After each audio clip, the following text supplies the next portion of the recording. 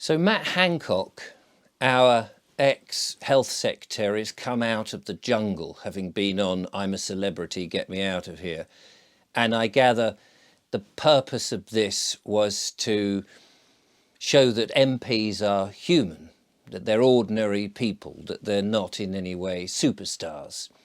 And he's out now, and the public have, so we're led to believe, forgiven him.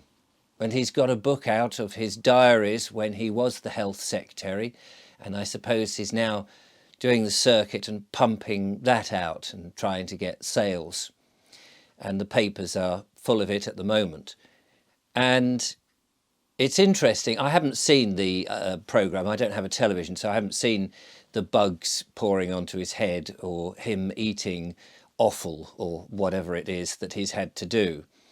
But I do know a little bit about television, and I know that television would have, and this type of programme in which people are put through apparently difficult times, is incredibly safe. I mean, yes, you may have to eat some of these bugs, but let's face it, you wouldn't be exposing celebrities, famous people who, if things went wrong, would be suing you left, right and centre and put an end to the series if everything hadn't been absolutely easy and safe and no chance. For example, you didn't have crocodiles turning up at any point during the jungle, or lions or tigers or any unexpected poisonous snakes. I'm sure the whole area had been completely swept.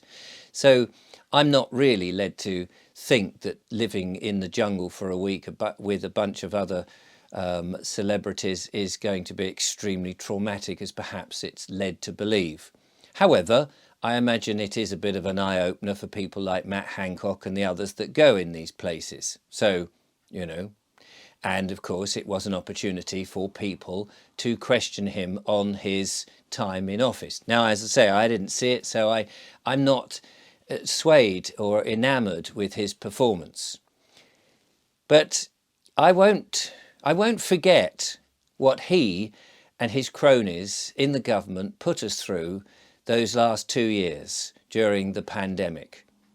I won't forget the fear, the scaremongering, the manipulation, the propaganda. I won't forget how they told us that there was this pandemic and it was the most dreadful thing.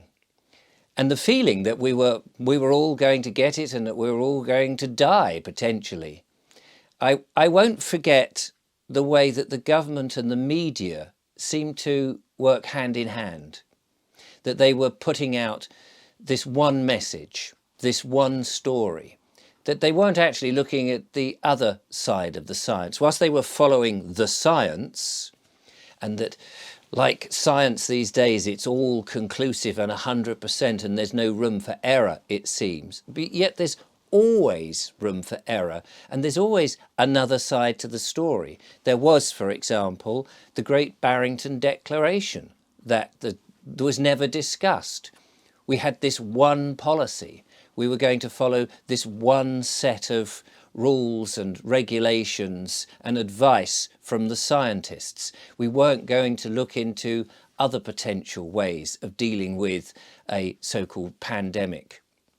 I won't forget the death count, that daily report from number 10, standing there at the podium telling us how many deaths there had been.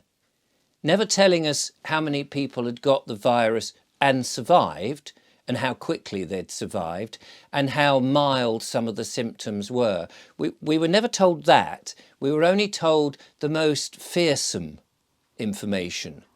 I will never forget how it made the nation so incredibly scared that when out walking myself, and you'd meet somebody coming the other way, and they would turn their back. I had one person literally bury himself into a hedge when I was out walking for fear that he might catch the virus from me.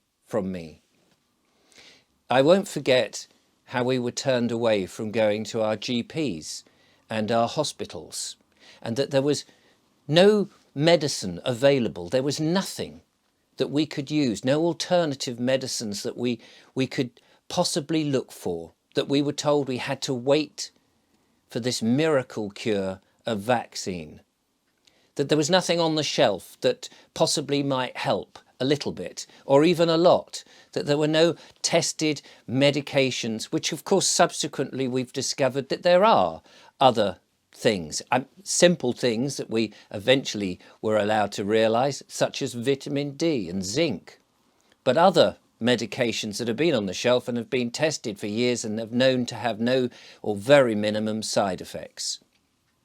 But we weren't even allowed to explore that. We weren't even allowed to talk about that. So I won't forget how hospitals would say, no, don't come to hospital if you've got this, go home. And only when you're nearly dead are you permitted to come in. I know this because my son worked at A&E, and these were the rules that he was told. They were not allowed in unless they were absolutely critical. I won't forget how students up and down the country were locked into their student accommodation, unable to go home, in a state of fear, unsure what the situation was, for a disease or a virus that wasn't even going to target them or affect them. I won't forget the lockdowns. I won't forget how we were told to stay indoors, that we weren't able to go out into the sunshine in one of the hottest, longest springs and then summers that we've had for a long time, that we were to stay indoors with each other, with our families, which on the face of it sounds all right, except that ordinary life isn't like that. We go to work, we get out, we don't stay in the same confined spaces with a national problem on our shoulders, being made to feel that each and every one of us may carry a deadly disease that could kill each and every one of us, or our relations, or our neighbours, or anybody you happen to see by some strange way. I won't forget how families were trapped in flats. I was very lucky. I was living on my own. But there were families who were in flats, numerous children, stuck indoors, where arguments, abuse, suicides, depression, problems, people not going to see their GP because they had surgery planned or they had lumps that were appearing and they were frightened to go anywhere. I won't forget that. I won't forget the masks, the debate of whether this mask was any better than that mask and which mask is going to help you and why masks would prevent it. And then yet it didn't make to seem much difference when you were putting on 3 or 4 masks, and the debates about the masks and the nonsense that went with it. And of course, the fact that we have all this plastic masks now in the oceans and everywhere and all over the place. I won't forget that. I won't forget the PPE, the debacle with that, dressing up in all this plastic, the fact that we couldn't procure any. I won't forget the ventilators and the stories, the horrific stories of people on ventilators that kept leaking into the consciousness of the nation, making us frightened. I won't forget the clapping for the nurses and the doctors, standing outside bashing saucepans or clapping our hands and looking around and wondering what the hell we were doing. And yet there were other heroes who were out there delivering our Amazon parcels or sitting in our supermarkets. I won't forget how the hospitality industry was absolutely destroyed and that people were on their knees. I won't forget how many businesses could not operate and were not allowed to operate and went to the wall, and how desperate people must have been. I won't forget the schools being closed and that children forced to try and learn online on crackly Zoom calls with parents who are not used to having children at home.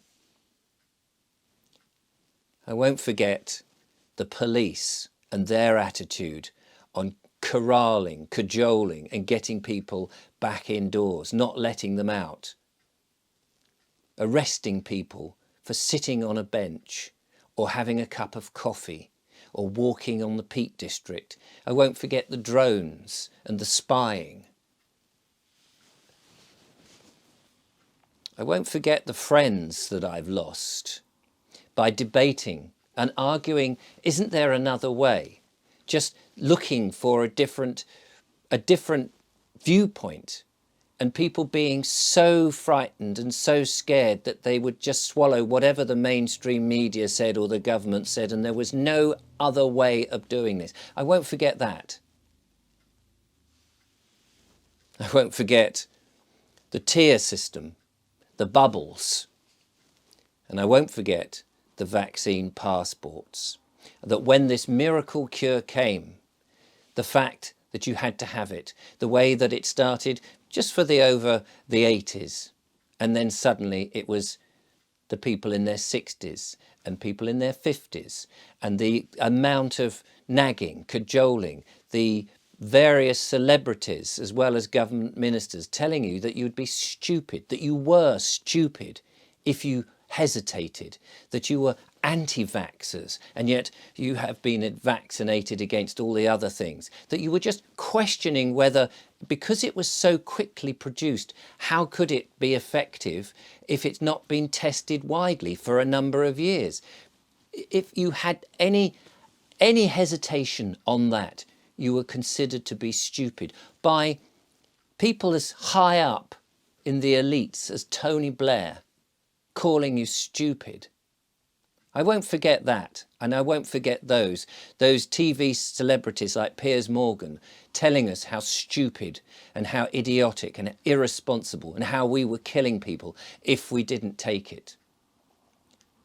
And I won't forget the fact that we had to have more than one shot, that it was 2 shots. Oh no, sorry, a booster as well. And no, and actually it's not as effective as we first thought it was, although we were told how wonderful and how effective. And we were all waiting for this miracle that turned out not to be a miracle at all, and that now it's part of a regular thing that we've got to have.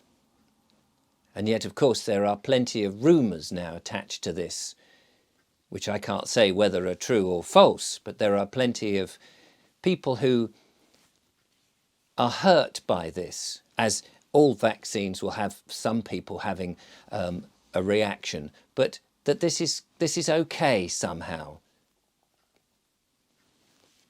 I won't forget that it was supposed to be 3 weeks to flatten the curve. 3 weeks. And I won't forget that Christmas was cancelled, that we were told to open the windows and have only a few people in. I won't forget that we couldn't visit our loved ones in care homes. We couldn't go and be by their side for those that were dying. I won't forget all those people who, even if they were knocked over by a bus and killed, apparently it was a COVID death.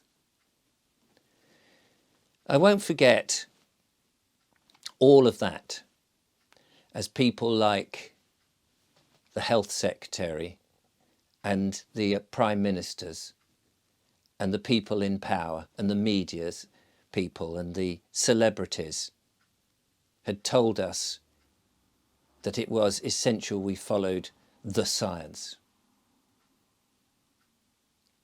Will they ever be able to tell us now what to do again? I won't forget it. Will you?